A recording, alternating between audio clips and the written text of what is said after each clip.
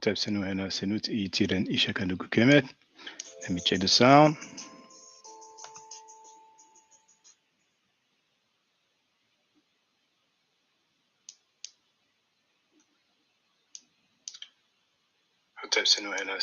Okay, loud and clear, that's beautiful.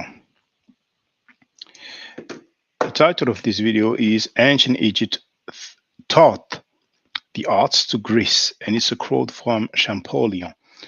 Jean-François Champollion, the man known, credited for deciphering the hieroglyphic or the Middle Nature, realized that I omitted the URL, the Google's page, so I'm about to correct that right now. More books. Oh, my goodness. My goodness. No. No. That's what I don't like.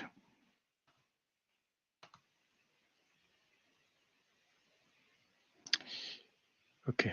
I have the PDF. So I will. Okay. Go to Champollion.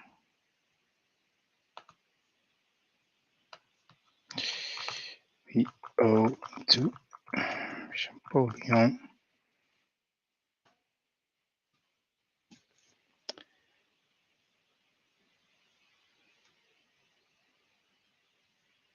Okay, I'll try another search. Bear with me. There's no rush. If you have any comments or questions, feel free to use the chat. If you want to get on the panel, you have the link.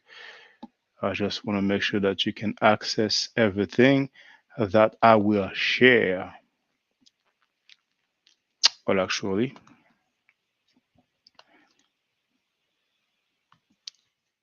let's try the actual title of this video. Here it is. Great. It's beautiful.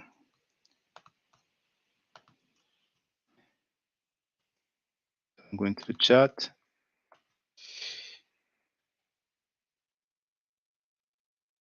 Google Book.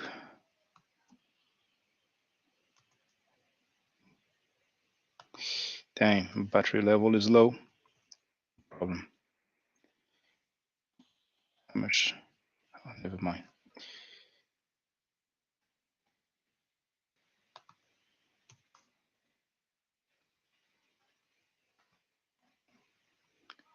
So the previous comment can be removed.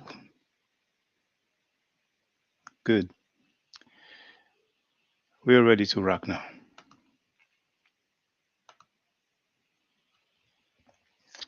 So what I will share today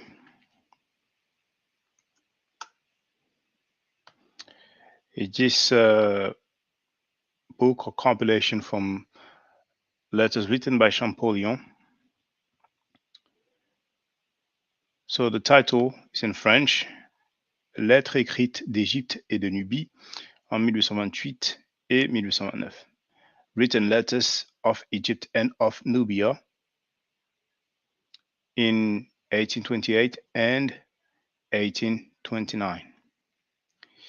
I will read an excerpt from the 15th letter written in Thebes on June 18, 1829.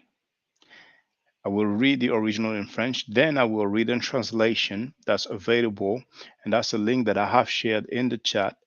It's a book entitled American Merchant.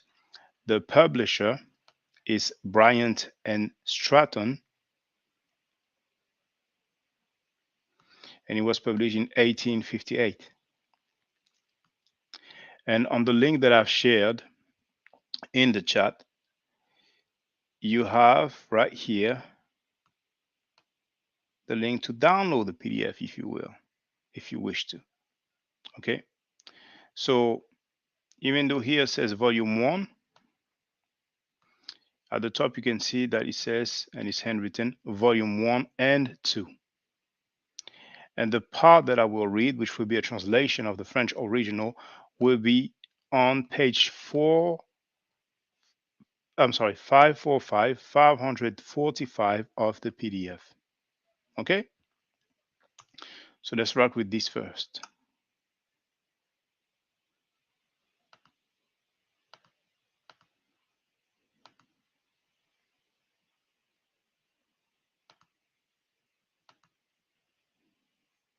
It won't be long. Once again, it's the original in French.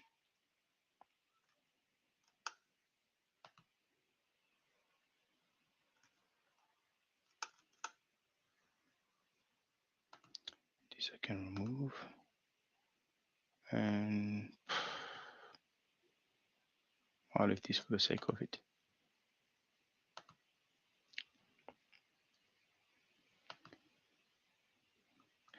Je le répète encore, l'art égyptien ne doit qu'à lui-même tout ce qu'il a produit de grand, de pur et de beau, et n'en déplaise aux savants qui se font une religion de croire fermement à la génération spontanée des arts en Grèce, il est évident pour moi, comme tous ceux qui ont bien vu l'Égypte ou qui ont une connaissance réelle des monuments égyptiens existants en Europe, que les arts ont commencé en Grèce par une imitation servile des arts de l'Égypte, beaucoup plus avancée qu'on ne le croit vulgairement, à l'époque où les premières colonies égyptiennes furent en contact avec les sauvages habitants de l'Attique ou du Péloponnèse.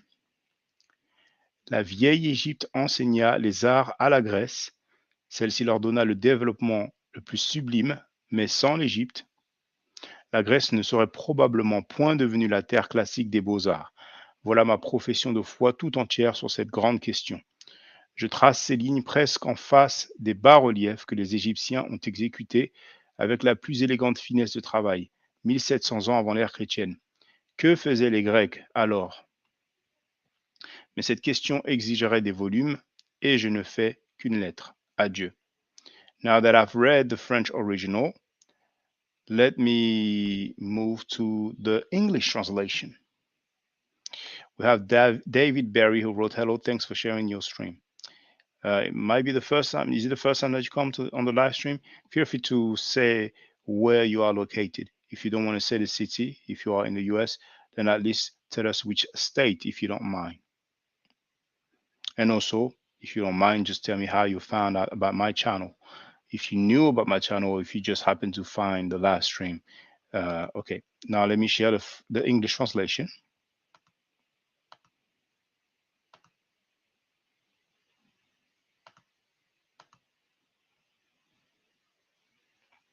So before the quote, it says, "We owe to Champollion the rediscovery and restoration of the ancient Egyptian or Coptic language that was wholly lost for some hundreds of years.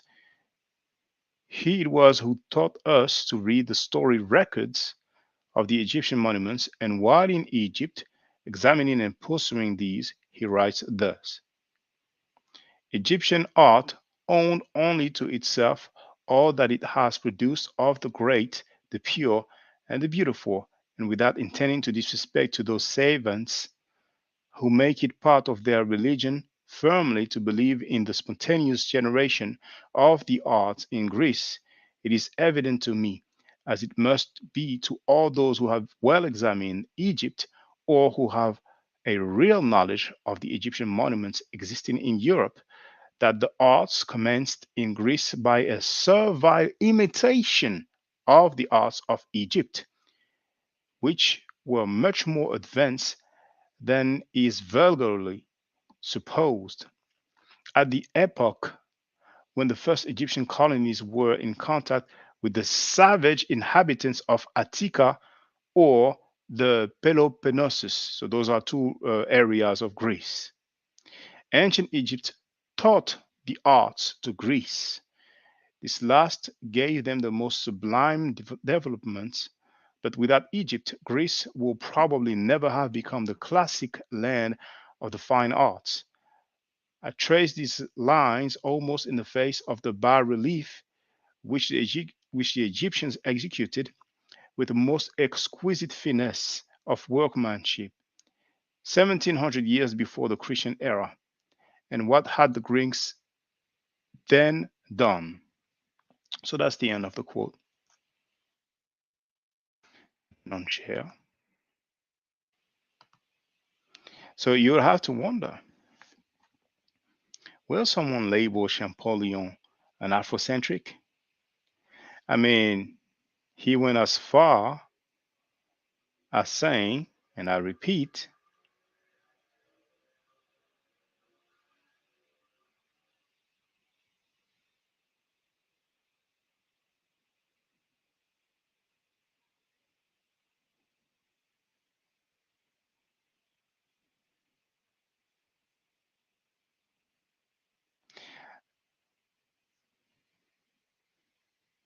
that the arts commencing Greeks by a servile imitation of the arts of Egypt at the epoch where the first Egyptian colonies were in contact with the savage inhabitants of Attica or Peloponnesus.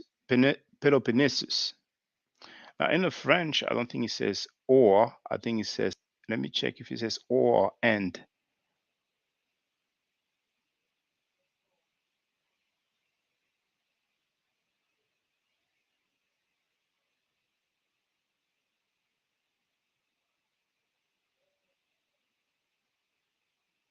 Oh, yes, it says or. So that's where translated. So an era, a time period when the first Egyptian colonies were in contact with the savage inhabitants of Greece, basically. And Greece is the foundation of the Western civilization. But that is a Westerner, a European, who wrote that. Now, in some of the letters, we have some description by Champollion, where he actually sees a different people. And he says that he's a bit ashamed to say it, but the Europeans portrayed were not really enlightening in the world. Actually, he uses the term savage as well. And he first describes some artifact where he makes a distinction in terms of skin tone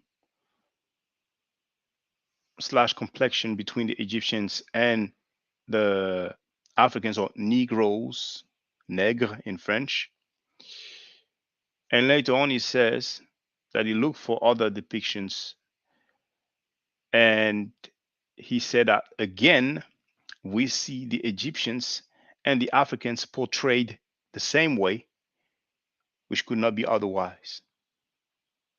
So, in other words, Champollion uh, basically said that the Egyptians and the Africans were portrayed the same way on the artifacts right from Kemet, and he talks about being honest, you know. So, the English translation, I don't really know where to find it. I don't want to take the time. Maybe some of you didn't know about that particular passage from Champollion, but it is known by a few. But here I wanted to focus on the fact that Egypt taught the arts to the Greeks because I have already quoted Herodotus, who stated that the ancient Egyptians were black, and Herodotus was in Egypt, like what, 2,000 years before Champollion went there. You see, so David Berry wrote that he's near Atlanta, ATL. He found my YouTube channel months ago. He watched and subscribed and got notified by my live stream. Well, I'm happy that at least the notification works for a few, because many people complain that it wasn't working, and I'm not gonna make any conspiracy theory, because I know for a fact that it happens on other channels as well, and it's um, quite understandable, because there's millions of subscribers, and it takes a lot, uh, technically, digital wise, to have a system that will be effective in informing the millions of subscribers whenever someone is live streaming. So we also have James Powell in the place to be. Hope you're doing well, brother. I don't know if you had a chance to listen to Garfield's live stream. Um, at one point, Reggie said that when he was told that he had something personal about Jabari, and Reggie said it's more than personal. So I don't know if he kind of said that to mean it is um, personal and beyond, or if it's other than personal but more important. But what is what is clear that the reason why Brother Reggie goes at Jabari so much It's not necessarily the fact that he's not too familiar with the meta nature, but because one time Jabari told Brother Reggie that his analysis was poor. Now later on, he went from he said my analysis was poor to he said my scholarship was poor. I don't have the details, but Brother Reggie is on the team of the plagiarizer. So why do you go so much at Jabari when you belong to a team where there is a known plagiarizer, a known liar?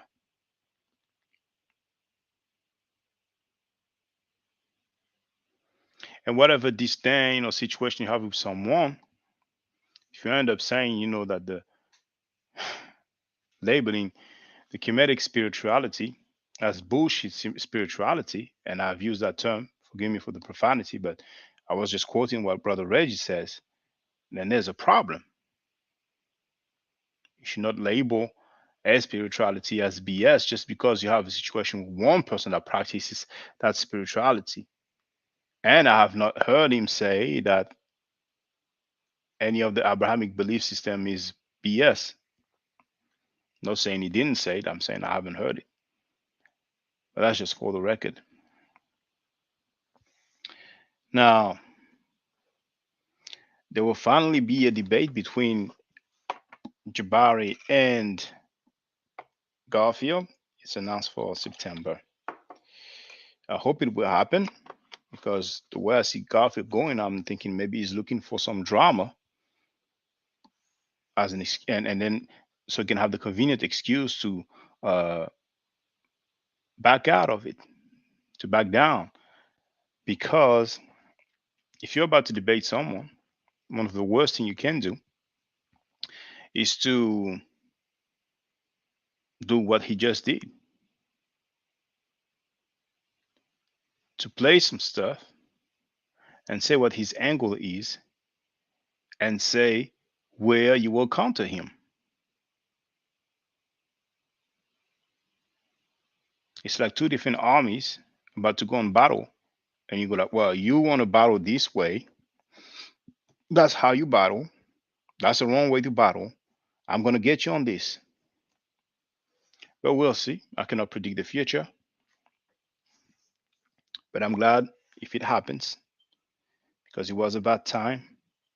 COVID is over, so there's no pandemic to save Garfield from the upcoming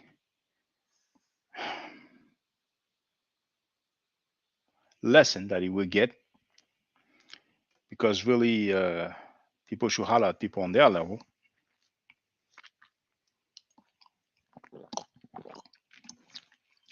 But if they want to go beyond their level, then they need to buckle up because it's going to be a tough ride, you know. So besides that,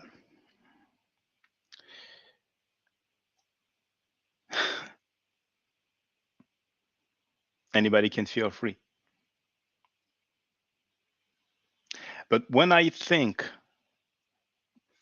by the way, brothers and sisters, I'm looking for interaction. So if there's no participation, it will be a short one, take advantage.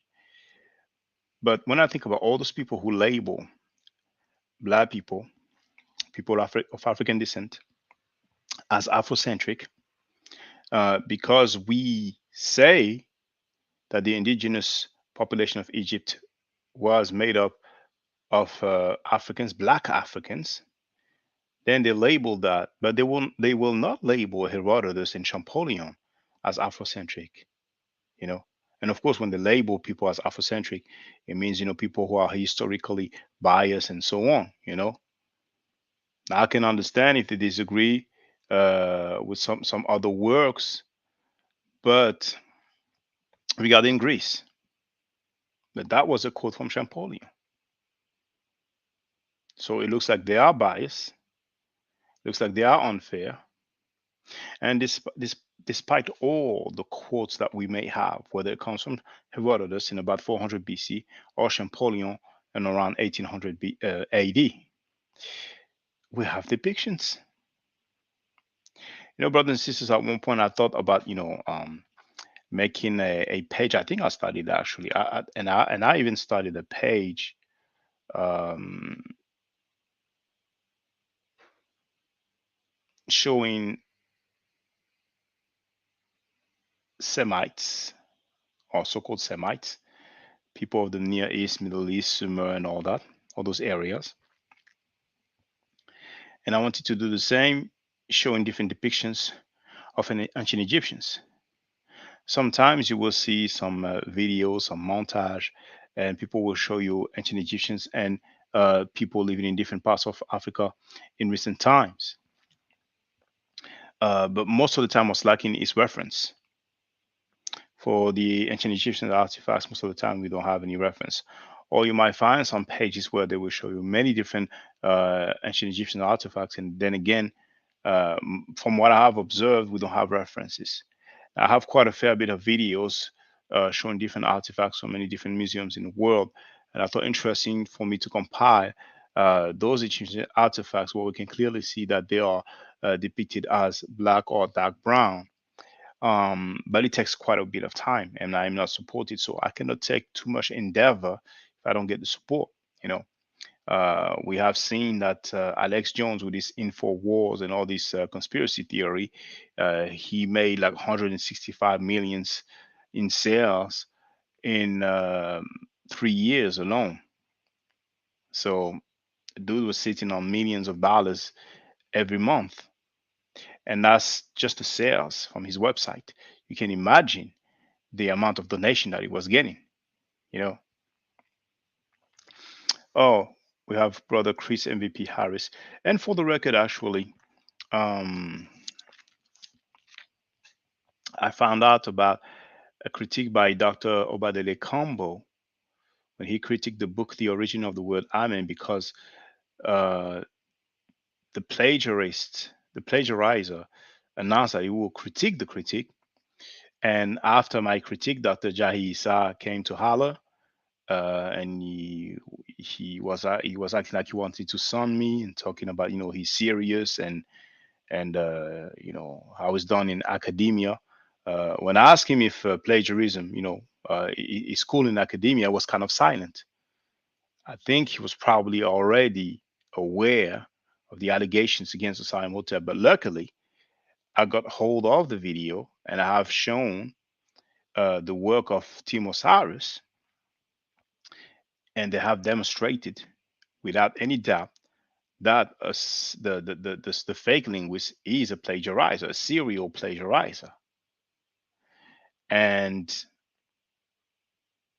ironically, that was the day after the so-called linguist made his critique of the critique.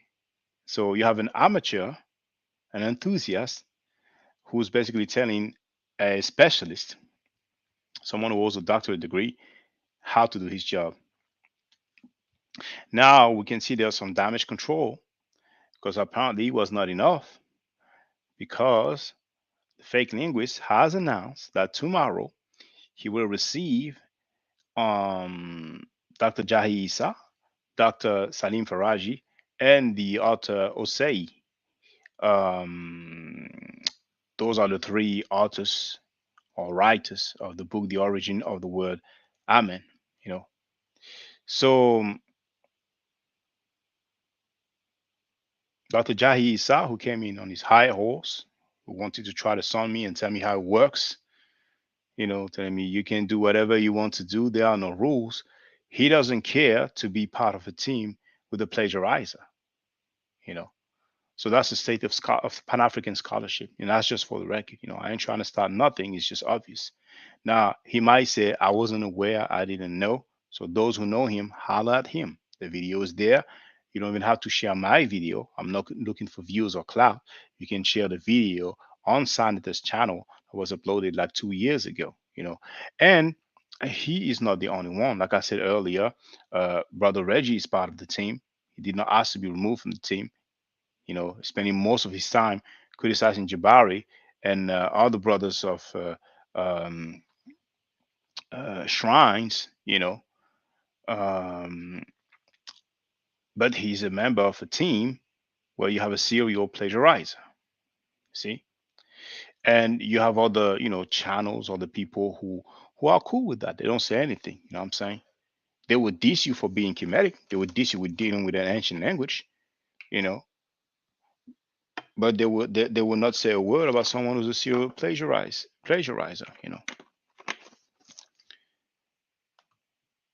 David Barry wrote, speaking on bias, recently read the book Carthage Must Be Destroyed: History of Rise and Fall of Ancient Civilization by Richard Miles, depicting the struggle between Carthage and Rome.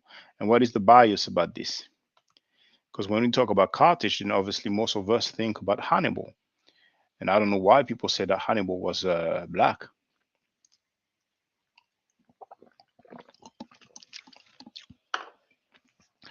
Now, there was a coin, and people say it depicts Hannibal.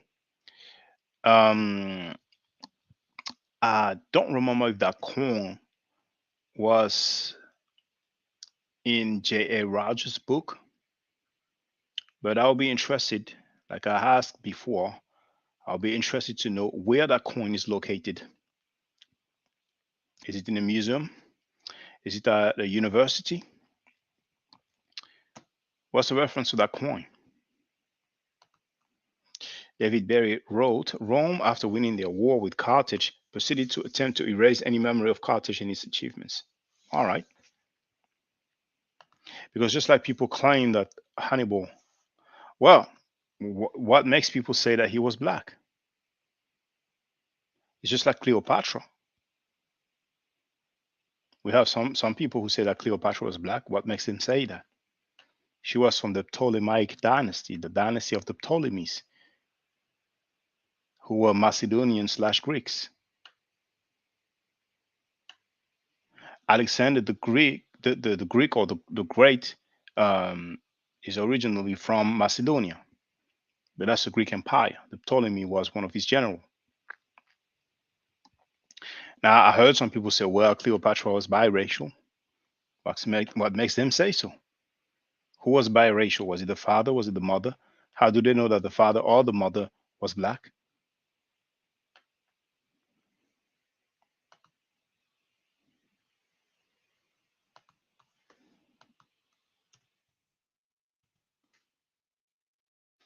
I'm going to do something real quick.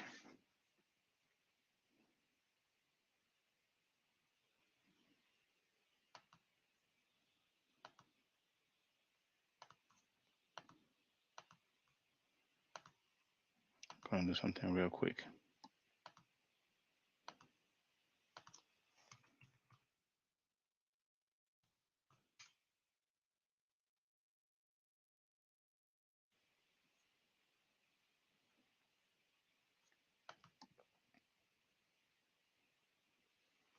It's Britannica, Encyclopedia Britannica,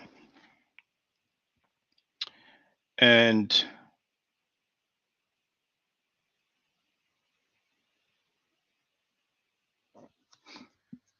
we have a modern depiction. Hannibal was born in 247 BC in North Africa, and he died circa 183 to 181 BC near Gebze, Turkey. So he was a Carthaginian general. Now, where is Carthage? They will tell you that it's Tunisia. See, Carthage, ancient city, Tunisia. So I will show some depictions.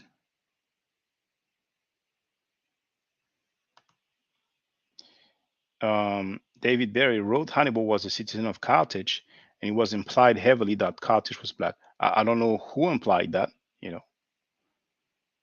know, today the inhabitants of Tunisia are definitely uh, white skin, pale skin, Caucasoids. But let's look at back then. And I happen to have quite a few depictions of people from Carthage.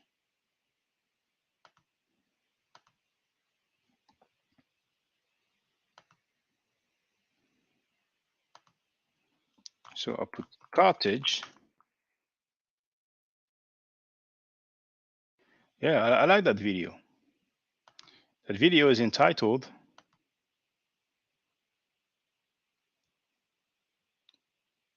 actually, I will share again so we can have the sound. That video is entitled what Carthaginians looked like before Hannibal.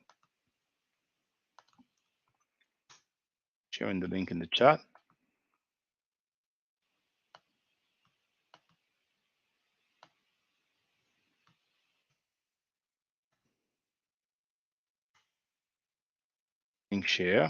Link shared.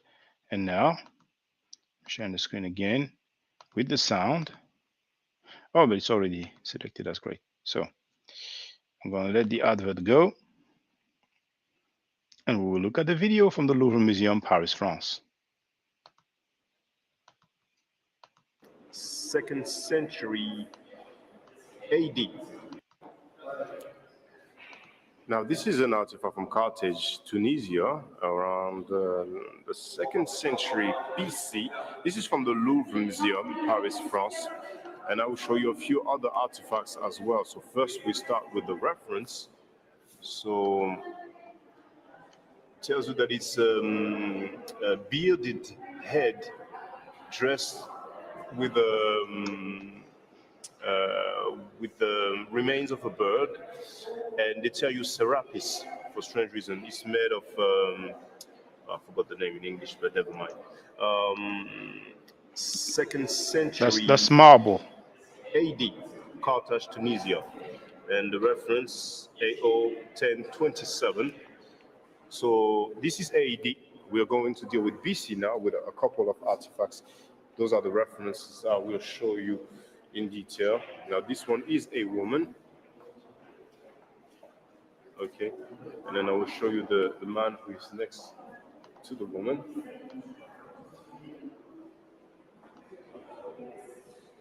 There it is. This one is 300, I believe it's BC, but we're going to verify that.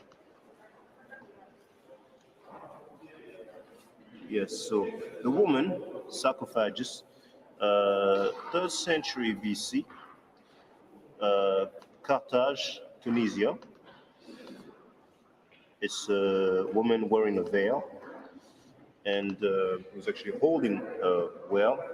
And the reference is, hold on. There it is, MND 799.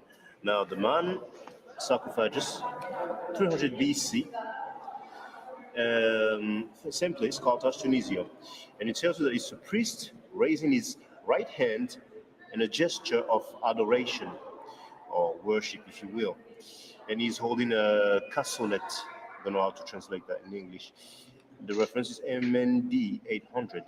And I will show you another one, which might not be 300 AD, maybe a bit earlier than that. This is the one I want to show you. You have that man raising his hand, and looks like a bull, but we're going to see what they tell us about it. So I'm looking for the one. Oh, there it is. Number 5. A man raising his hand in gesture of adoration. Oh, it is the same date, 3rd century BC, Carthage, Tunisia. So I will try to zoom in a little bit so you can have an idea of the phenotype as well. Okay. All right.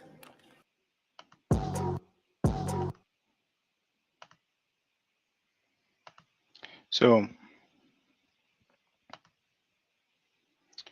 we had some depiction.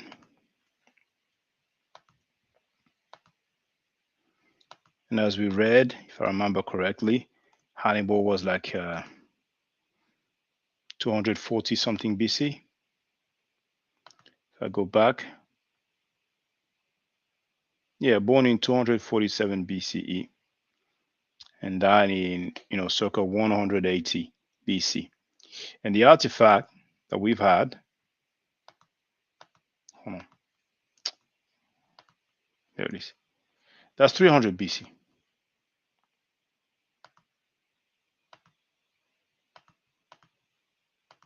So does that look like a black man? James Powell wrote they didn't look black to me. They didn't look black to me either. But our people, the linguistic acrobatics, linguistic gymnastics, and the Abrahamic quotes, they turn everybody black, as quick as Jesus Christ was alleged to turn the water into wine. That's how quick they would do it. Now, David Berry wrote, Rome forced the original Carthaginian, I guess you meant to write, to leave their city and later rebuild on their side. Yes, yes, I get it. I get it. But we're dealing with 300 BC here.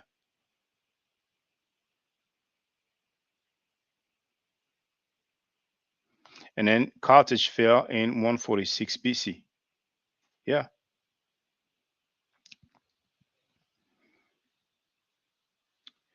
Carthage fell 150 years after this depiction here. And that's not the only thing that I have from Carthage. That's why I say, brothers and sisters, I urge you, go to those museums. The large museums usually have artifacts from the Near East and sometimes from North Africa as well. And you will be surprised when you see the artifacts of the inhabitants of those areas. You know. Now, let me share and you see what else I have.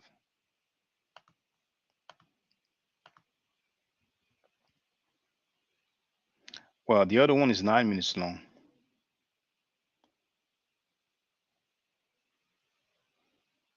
So we'll go through it. Now, that video is entitled Egyptian Influence in Carthage. I will share the link in the chat before I play the video.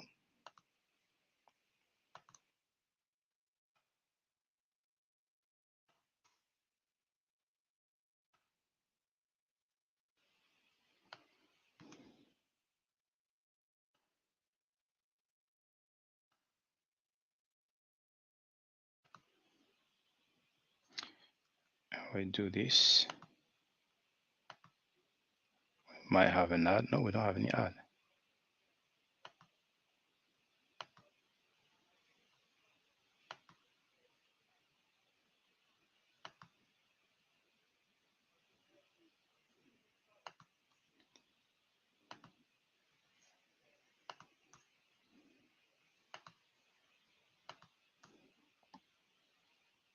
Yes, we have an ad.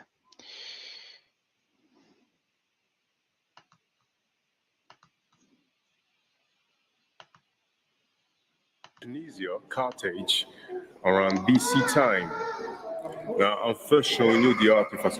I'm first need influence in Tunisia, Carthage, around BC time. Now, I'm first showing you the artifacts. This is the Louvre Museum, Paris, France. I'm showing you a couple of artifacts with the Egyptian style, and then I will show you the description. And okay, that's better. I'm going to show you the description. Now, this one also I'm showing it to you because they will tell you that it is a Greek style. But there they will tell you that it is indeed an Egyptian style. So once again, this is North Africa, the region that we call the Maghreb today. This is Tunisia, Carthage, and a couple of other artifacts there. This is the Ujat eye. Okay, you can see number one, and there number two is also Ujat eye. Cannot see it as clearly as we are. That's better there. Okay, so let's start with the. Oh, sorry, but it's going to be difficult now. Hold on. This is number one. If you look there, it tells you that it's a Ujat eye. between, hold on, let's see if it's better there. Hold on, I'm gonna try it. That's it. Ujai I, and between the 7th and the 2nd century BC, Carthage, Tunisia. Okay, look, hold on. There. Wow, I cannot hide the light and show you at the same time. Oh, I'm gonna try something. Wait, there. Carthage, Tunisia. Hold on. There it is. Carthage, Tunisia. And for the reference, hold on. AO 3824C. Now for the second one, the second Ujai, I, it is from the 6th to the 3rd century BC, and you can see Carthage, Tunisia underneath. And the reference is AO 30082. I tell you that the mode of acquisition, the way they got it, is unknown. However, the first one it was from Father Delattre in 1901. That's when it was given to them. Now, this one they're probably going to tell you that it's Egyptian style also, but we are going to verify that. No, they don't actually. So the first ones that I showed you the number 38 and the number 39, and also the number 41 for the Greek style. So we're going to read 38. This is the one. Mask of a woman. Egyptisant, it's kind of a word that I cannot really translate per se, but it's like, I would say, Egypt. Um, I'm pausing the video just to tell David Berry that I have received your PayPal donation. Thank you for that. I appreciate that. Lately, I've been getting very, very few donations. It's quite rare actually now that I get donations. I don't know why, but I must have ruffled some feathers because probably the community likes liar and plagiarizes, but you know it's not going to stop me from leaving. Now, the I wanted to say also there's a sister who sent me a message. She was interested for the Medinetta class, and I did receive your first email a few days ago, and I replied to it. Then I received your other email when you sent me the same message. I presume you did not receive my response, and I saw that you've used two different email addresses, and I have replied to both email address as well. So if you still haven't received my response after checking your spam folder, um, how can we do? Um, you can contact me, I guess, on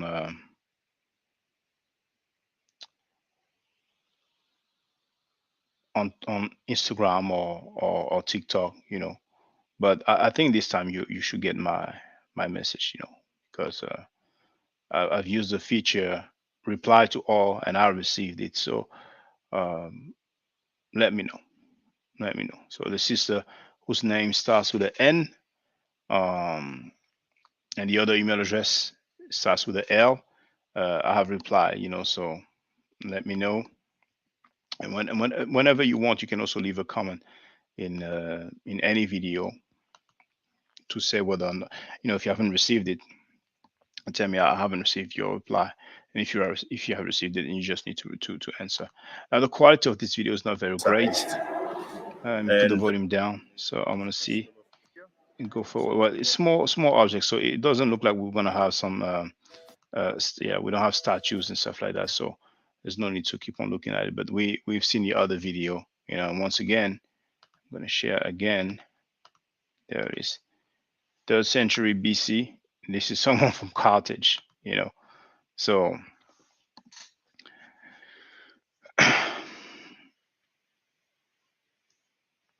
David Berry had to go. He left a message that I have displayed on the screen, and he also wrote, "I want you to stay on. I need to learn more." Um, well, I have that donation, and I don't mind staying for a little while, but let's have some participation, brothers and sisters. You can really address any topic whatsoever, even if you disagree with me, it's fine. I don't screen the calls, So if somebody want to get on the panel and has an issue with something that I said, uh, something that I claim, feel free, take this opportunity. But for those who want to get on the panel, the only requirement is that you show your face. If you don't want to show your face, then you can use the chat. It's all good. I remember years back, the time of the message boards. Man, we got so disrespected and so dissed. People are very arrogant whenever we will bring the blackness of the ancient Egyptians, man. But over time, with artifacts, knowledge of the language, quotes from the ancients, they're nowhere to be found. But it's just weird, you know, till this day it continues. And it's not all scholars. When I say it's not all scholars, the exchange on the message boards was not with scholars, but just average people. Now, ancient Egypt is getting a bad sheet, a bad reputation because of the Abrahamic literature. Pharaoh is like one of the worst individual on the planet Earth, according to some Abrahamic doctrines. And you also have the people who talk about the New World Order, the Illuminati. We have the pyramid with the all-seeing eye. So when some people see a pyramid, they think about that. They think about that um, emblem on the one of those American C note, one of this. Um can't remember which dollar bill it is. I don't think it's on every dollar bill, and you we do see the pyramid with the eye. So for a lot of people, when they see a pyramid, they think about Freemasonry, Illuminati, secret societies, and New World Order, and all those things. But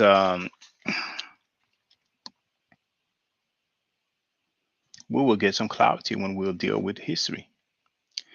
But so far, we have some people who have teams and they decide to speed their game and enforce their theories, their hypotheses. And you have some people who claim to be Kemetic and they're practicing, Jewish holidays. I mean, I hear people talking about, those people from those shrines, they are Kemetic Christians. And we had the discussion live on air. But we have those people who celebrate Kwanzaa, which is a Jewish holiday, plagiarism of a Jewish holiday. You see, plagiarism is basically everywhere amongst the Pan African world. But that gets a pass. That's cool. And this double standard is a shame. This double standard is a shame. Now, people who torture black women, they get a pass because they wrote a nice book. People who plagiarize the Jewish holiday Hanukkah and try to pass it as some African holiday, they get a pass. But some other people will get criticized all day long. So those people, they are the big dogs. Kwanzaa is kind of established as a holiday, and some people feel bad when we tell the truth about Kwanzaa. That it's not African at all, and it's basically, a copy of a Jewish holiday. And indeed, many people, every end of the year when it's the period of Kwanzaa, they've been getting money and they want to, keep making money. But they could, pick and, something else, choose something else. And the same people who celebrate Kwanzaa want to tell, black Christians, that they shouldn't be celebrating Christmas, and come back to their roots and so on. But here they are celebrating a Jewish holiday, Hanukkah. It just, doesn't make sense at all. For many years, we've been, practicing things that we taught was uh, from traditional Africa when it was not, you know. I don't need to talk about the Asiatic black men with their versions of Islam or Islamism, but it's been like that for the longest. But there's this Abrahamic alliance, you know, and lately, we had this attempt with a book trying to tie, this word that is used at the end of the prayers And and any proposition is cool, but what is presented and the method will be reviewed eventually, and that's what happened lately. Yeah, no problem, David Berry. No problem. Storm is here, and the brother is leaving. For those who don't know, I'm giving meta nature classes, so those who want to learn, you have that opportunity. But I'm not really doing too much about that because the reality is that people just want to talk, and it's fine. People don't have to learn an ancient language. It's not an obligation. What I lament is just that I've been there for a while. Been there for uh, well over 15 years, and more than more than a decade ago, I remember all those people talking about they're going to learn the Meta Nature. You know what I'm saying? That all those people who claim to be Kemetic, and many, well, a few of them, a fair bit, let's say, a fair bit of them ended up dissing the Kemetic way of life or Kemetic people because they decided to turn either Abrahamic or Scientologists. Oh, I forgot my battery level is low. I'm just going to plug my earset. Just bear with me.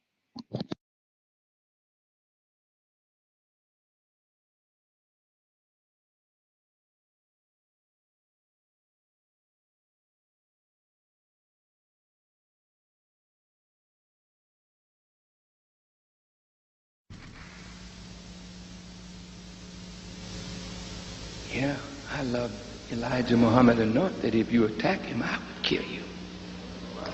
Yesterday, today, and tomorrow. And I'm not a killer, but neither are you. But if somebody attack what you love, each one of you in here would become a killer instantaneously. Am I lying? Mother, let somebody look like they're attacking your child.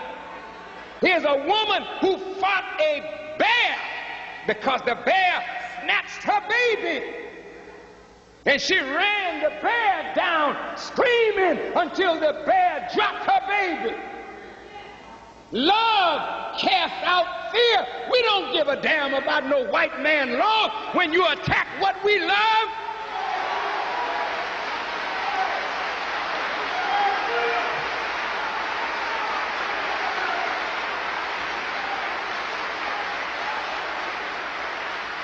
And frankly, it ain't none of your business. What have you got to say about it? Did you teach Malcolm? Did you make Malcolm? Did you clean up Malcolm? Did you put Malcolm out before the world? Was Malcolm your traitor or was he ours? And if we dealt with him like a nation deals with a traitor, what the hell business is it of yours?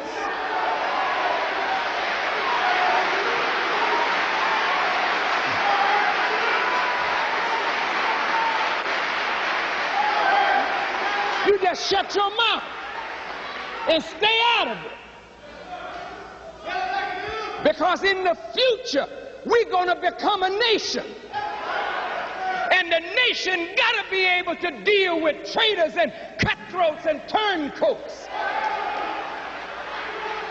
The white man deals with his. The Jews deal with theirs. Salman Rushdie wrote a nasty thing about the prophet, and Imam Khomeini put out a death thing on him, and it stands today.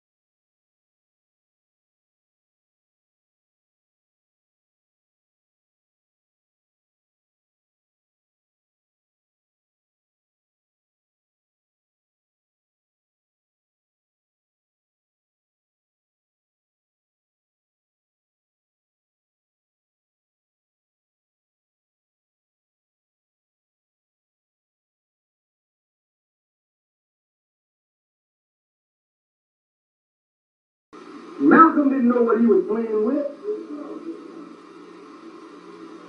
No, he didn't. He didn't know what he was playing with. You don't jump up against a divine messenger of God like he did. He asked to die. And God obliged him. No, you don't understand. Like someone said, did you Muslims kill Malcolm? So the messenger said, and what if we did? He said, what if we did? Have you ever seen a leader scandalized like Malcolm scandalized Muhammad? Have you ever heard of anything like that? Don't you know if you scandalize a man who's loved and honored by the people, what are you asking for? You're asking for death. And he got what he asked for. And those who killed him, they weren't sneaking behind no damn counter. They came in the place where the man was preaching and killed him in front of his own followers. That's fearless men.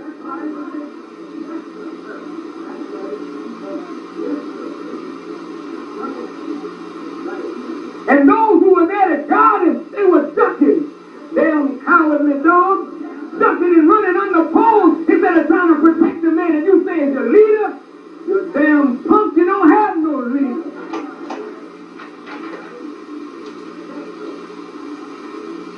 If he's your leader, why the hell would you stand up for him? Now all of a sudden they can serve you a dead man on a platter. And you eat him up as your leader, not knowing nothing about him while he was alive and know less about him now that he's dead. Malcolm's momentum carried him to his death.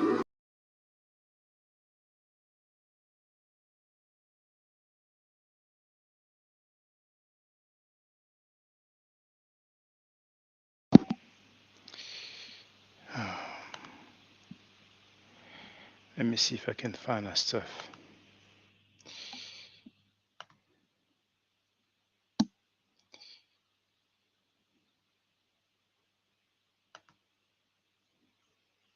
Yes, it's there. You need the link where you can find what I'm about to share.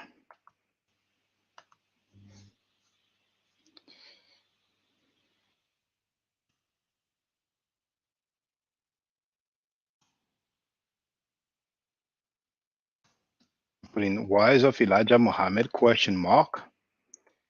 And I'm sharing the screen.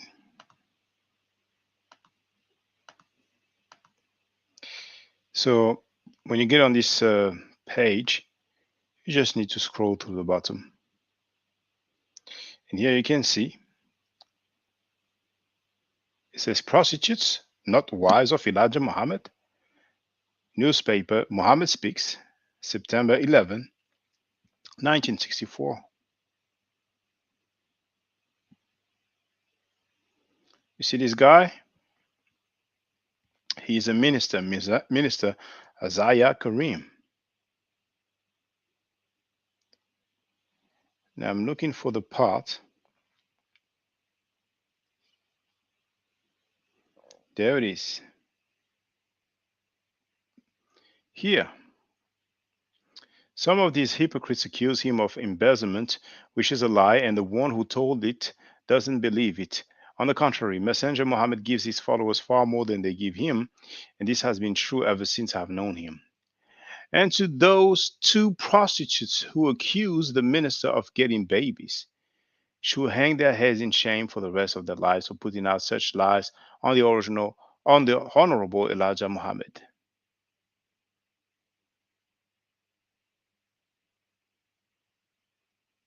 So, we have a very famous video 20 years later. What happened? These are the wives. Give these women their dues. Those are not cheap women. 20 years later, the women who were labeled as prostitutes on the Nation of Islam's own newspaper, 20 years later, magically, they become wives. And people bought that. So it looks like Malcolm X was probably telling the truth. What do you think?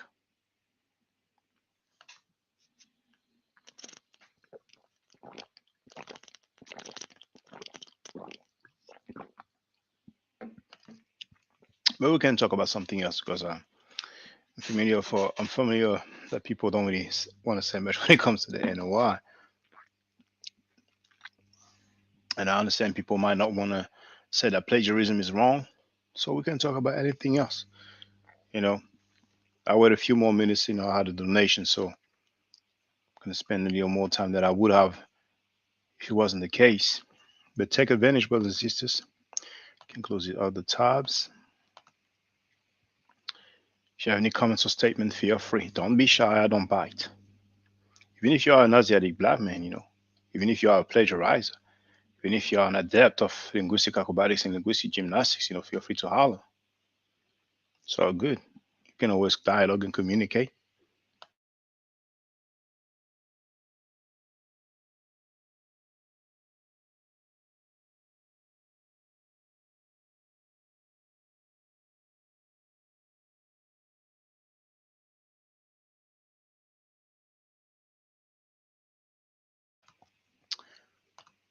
James Powell wrote, I think Malcolm, I think he probably meant to write, I think what they did to Malcolm was wrong, was very wrong. The whole world knows this. If I get popped tomorrow by some NOI zealots, most of those who claim to be down with me, they'd be cool with the people who pop me. They say we have to move on. We all brothers. We have to let bygones be bygones. Not only nobody's gonna ride, but they'll be cool, man. I'm telling you. And Pan Africans are cool rapists and pedophiles, so if they cannot criticize rapists and pedophiles, would they criticize haters, shooters, killers? No, they won't. There's a book that's going to be released soon where they will basically tell you that wasn't the NOI behind Malcolm's murder. They might even maybe say it was none of the NOI members who shot Malcolm, or they might say it was just one of them, or maybe it was just two of them. It wasn't four or five. We'll see. Whatever they say, it's on them. So, how long would it take until we come to terms with the fact that those so-called Semites were not black, the so-called Canaanites or inhabitants of um, the land of Israel were not black? Same for the inhabitants of Arabia during the 6th and 7th century. How long would it take?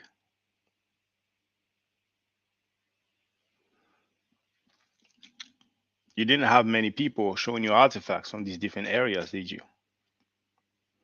And by the way, I have shared in the community, you must have seen that in your feed, I've shared Chuck Morgan's video entitled Sumerians Were They Black?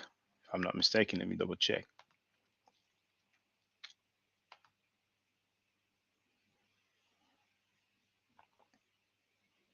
The Sumerians Were They Black? Great video, great breakdown. And I really appreciate that video because uh, I've actually seen some artifacts that I have filmed in the Louvre Museum. You know, a few pictures from those artifacts. So great job that he did. But then you realize, people of the community, whether they are the neophytes, people who are not well versed in history, all those people who've been teaching you that those people are black, we don't hear them. We don't hear them at all. Not long ago, I was talking with a brother. He wouldn't show any evidence. And it's funny because we're living in a time where some people will just refute what you say and they will not present anything.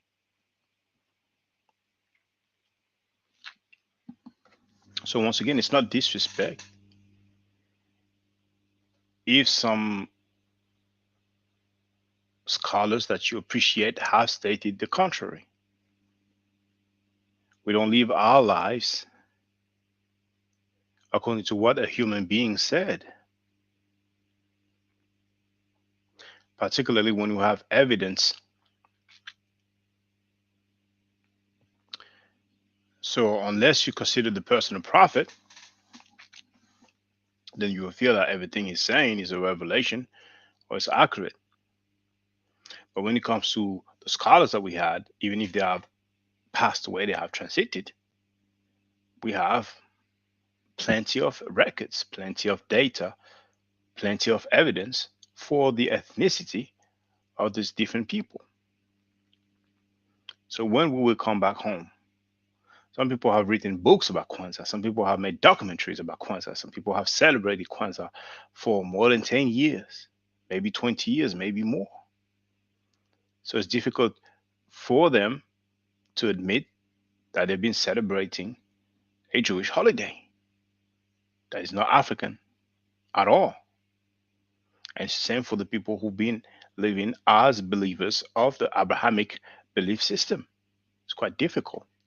So many will not have the integrity of at least saying, I'm not talking about stop practicing those belief system, but at least saying, well, with the evidence presented over the years by many different people worldwide and the artifacts, where I can say, contrary to what I believed, the people who originated these writings, this belief system, were not black. That will not kill you.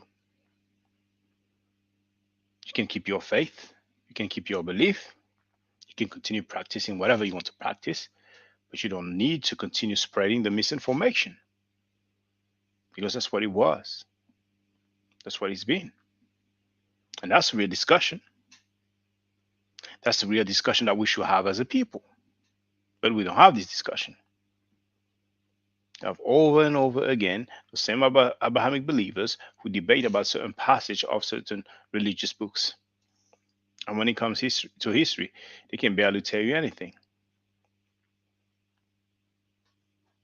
Every now and then they will quote some scholars and they will be full of anachronism. They will show you drawings. You know what I'm saying? As if we don't have artifacts. So each and every one of you listening, you can play a part, you can play a role. You don't even have to support me financially. Some people just don't want to make a donation. It's like that's just the way to get down. In their mind, I'm not coming up with $1 when it comes to the information. When it comes to Black history, I would not spend a dollar. I will share a dollar. Fine. Hit the like button, share the video, and share it also on your social networks, on your social media, TikTok, Instagram, Facebook. Now, Pan African Design and Apparel wrote, I feel your pain. I'm tired of the circular conversation. Well, I wouldn't say pain, but I know what you mean. Yeah, I'm kind of tired of it. And I was advised many times to get on a particular platform, but I said the different reasons why I don't feel like going there. You know, I want to advance the conversation, not remain into the uh, uh, fantasy land, fictional stories and fairy tales.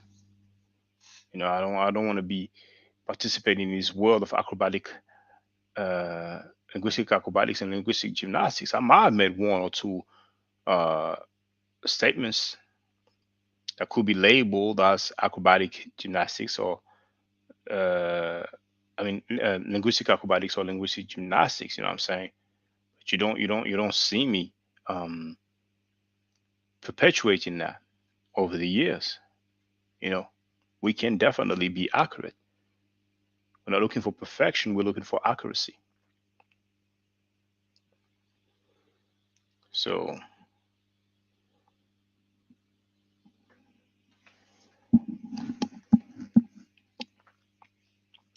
I've heard some people who are kind of dissing Kemetic people. try to make fun of Sheikh Anta Diop and all that because they read online on Wikipedia that his scholarship was labeled as pseudo,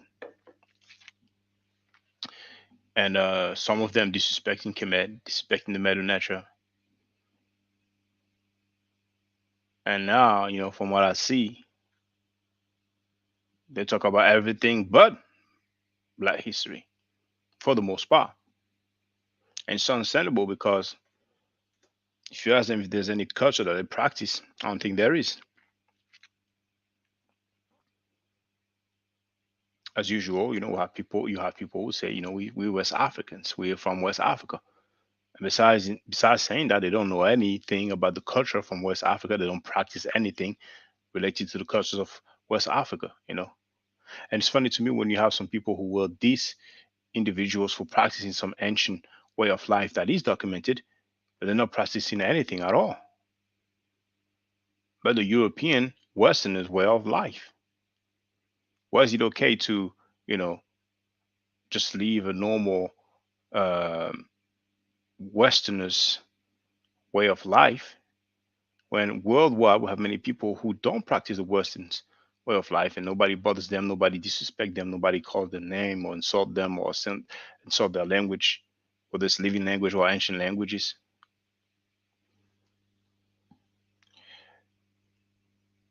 I was talking to the brother Osam Kar, and I told him that I fear it looks to me it's possible that there's more white people who know the men in nature than black people. And I think he said that he agrees or kind of agrees, but it's a hard pill to swallow. you know, there's a lot of Westerners who know a great deal about the men in nature, and it's not just scholars. You have a lot of enthusiasts, amateurs. They've been studying the men in nature for a long time. They can definitely read. They are very familiar. You know, and we have all those comedic warriors, comedic people, male and female. They have comedic names, and that's about it. They might know what their name mean, and that's about it. And it's been like that for years. So, on the American continent, on the European or Euro-Asian continent, and on the African continent, we have plenty of people who proclaim to be comedic, but they cannot even read the word hotep or the glyph hotep. And that's sad, and that could change. I don't know when it will change. I know some people are learning and they have children and they will teach their children. That's a beautiful thing, but it's moving at such a slow pace, you know. And where are they learning it from? Well, I'm sure they're learning it from the specialists, the experts. It's not difficult. You have plenty of books. There are plenty of books.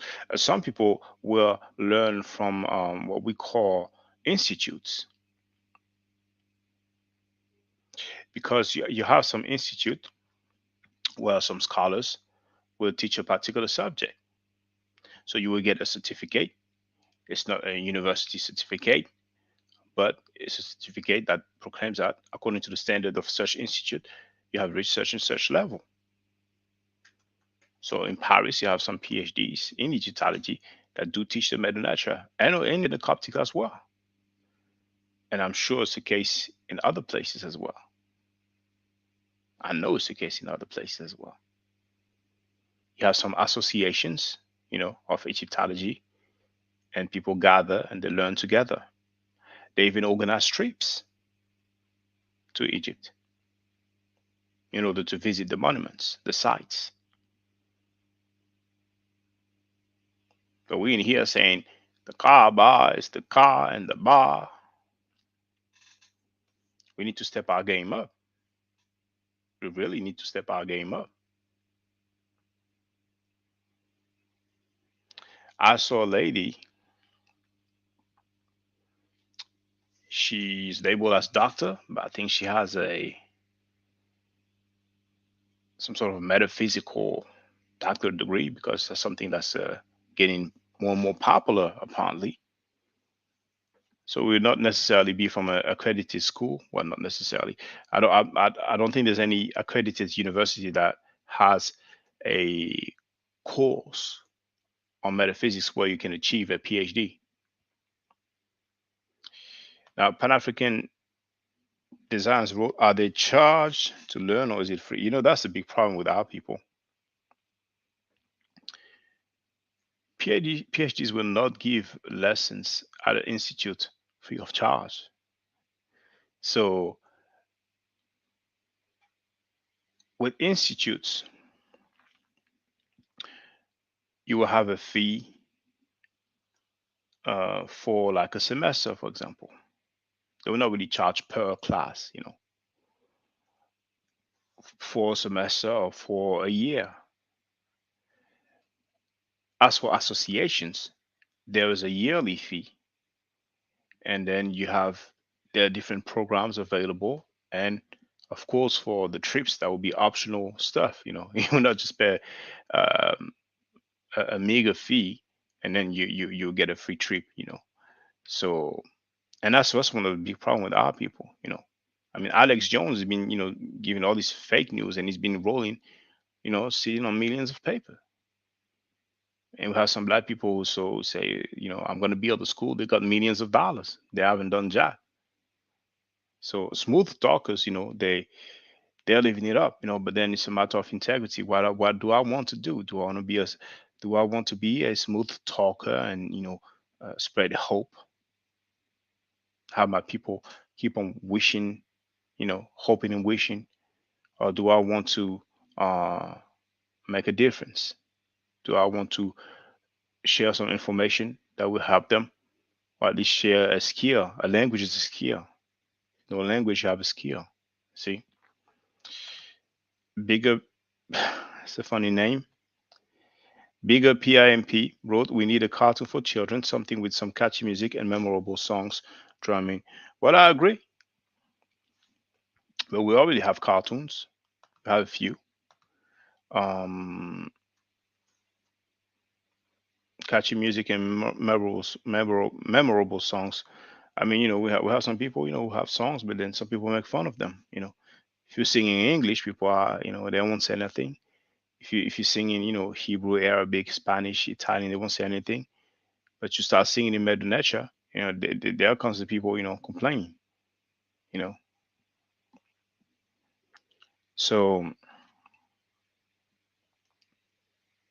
sometimes I'm thinking, maybe it will take a movie for the masses of Black people to really put value on what Kemet means to the Black world.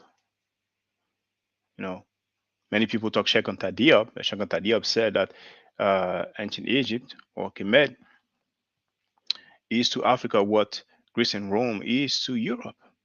That's an extremely strong statement. You know, he didn't say that a few camels in the desert is to Africa what Greece and Rome is to Europe. You know, so we have to continue. We do what we can, but the level is low. It's a reality. We need to step our game up. And when I say we, I mean we as a people.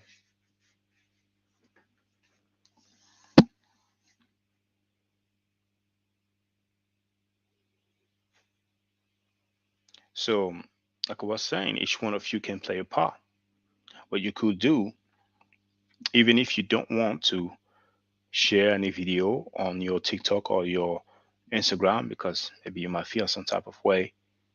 My family members will know that I don't believe in the Bible or the Quran, so they will look at me sideways, and I don't have enough confidence. I cannot live a life on my own with my own worldview. I can understand, particularly when you're very young, you're living under the roof of someone who has a worldview, and you must comply. We have some others who have their own roof on top of their head, but there's peer pressure or whatever that is, the wifey or the husband. But you can, tell the people that you know about this channel at least and recommend the video called Kemet and Ma'at. before Judaism, Christianity, and Islam. You can invite them to come and ask their questions. You can definitely do that. I don't have all the answers. When I don't know, I say so.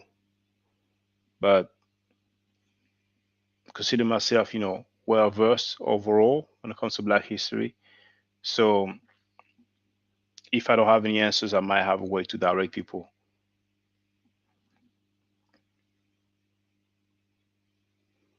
But what we have seen today with Carthage and Hannibal is just one example. Many times we feel like those people are black because we heard it. We had a few argument of two, and we bought it. Hannibal is not the only one. Like I said, Cleopatra is another one as well. And then, of course, you have the Abrahamic patriarchs, and we love doing that. I mean, there's some people who even said that J. Edgar Hoover was like biracial or had some black blood in it. and and of course, we have some Hebrew Israelites who said that King James was black. There's a more. I mean, I had it on tape. Might have the video floating somewhere. Who said that King Edward, the Prince of Wales, was black? I mean, it doesn't end. It doesn't end at all. You have black people who show you some vases from Greece and the areas around it, where you have some individuals painted with the black color, and they want to have us believing that those people were actually black or negroid. And when we look at their phenotype and their hair, it's exactly the same as the one painted white. And we have some websites like we went through a while back, the all black everything websites. It just doesn't end. And we can really do better than this. So, oh, you know what? I thought that looked empty. It's a shame.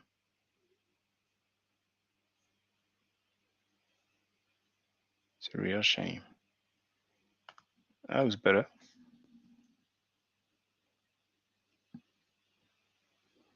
So, for those who want to contribute financially, you have the paypal.me/Ma'af forever. You have the Cash App $ Ma'af forever. That counts. How many likes do I have on this video?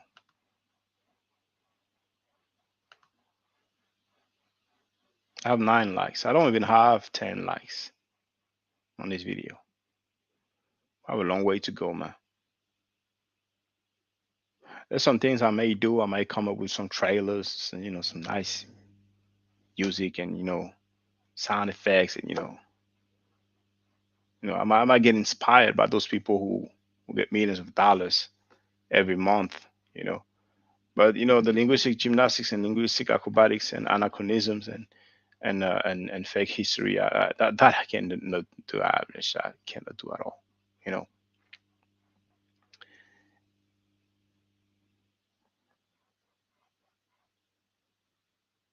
it's appealing to some because they have a belief system.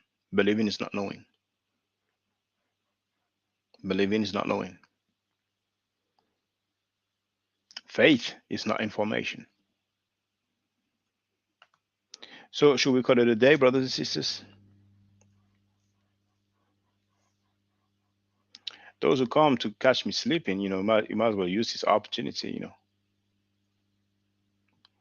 You might have me in the ropes. You might have me cornered. But whenever I'm live streaming, like I said, I have to repeat it because you never know who's there. Feel free to address any topic you want, no matter what the title says. I really love the interaction, you know. And you will see that there will not be as many live streams as there is lately.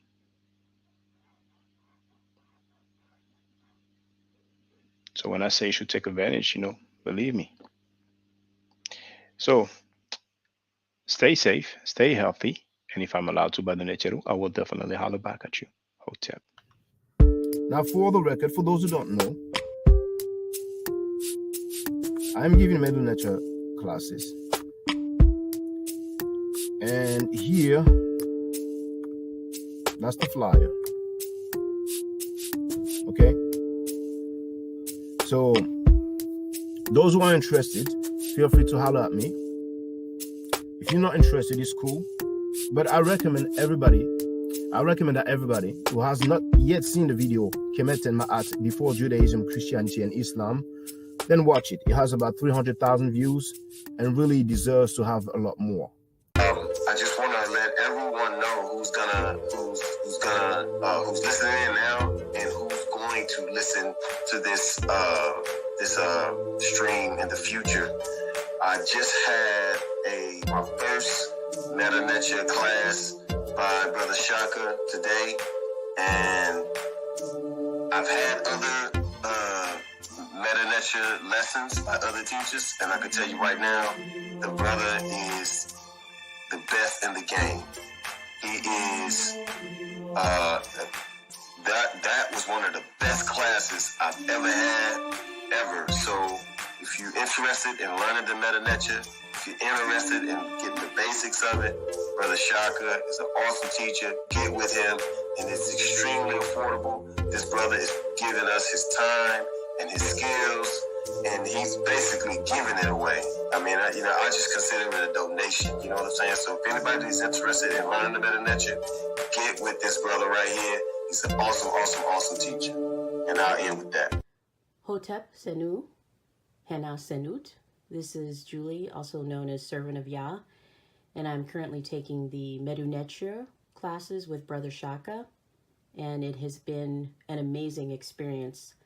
Only 2 lessons so far, and I feel like I've been taking the classes for months, just with the how in depth he goes into the vocabulary words, the construction of the language, the grammar. It's been immeasurable, the experience.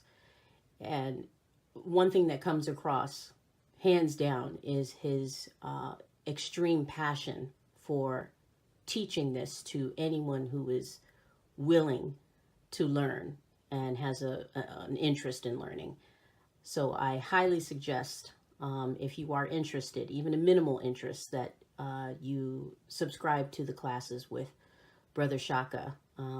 It's such a nominal amount for how much you get. I know, like, our last class was over 2.5 hours. It felt like 2 minutes, but because that's how, involved you are in what he's teaching and how he teaches and how compassionate he is about what he teaches.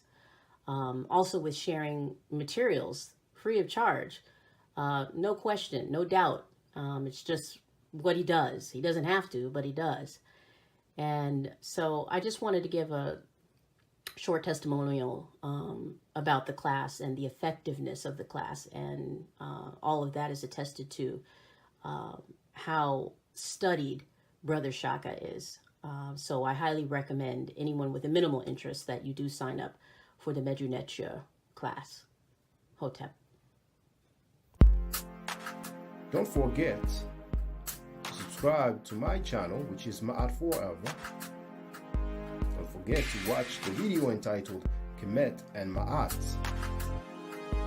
Don't forget to share Kemet and Ma'at on my channel on Twitter, Facebook, Instagram, WhatsApp, or other social media that you use.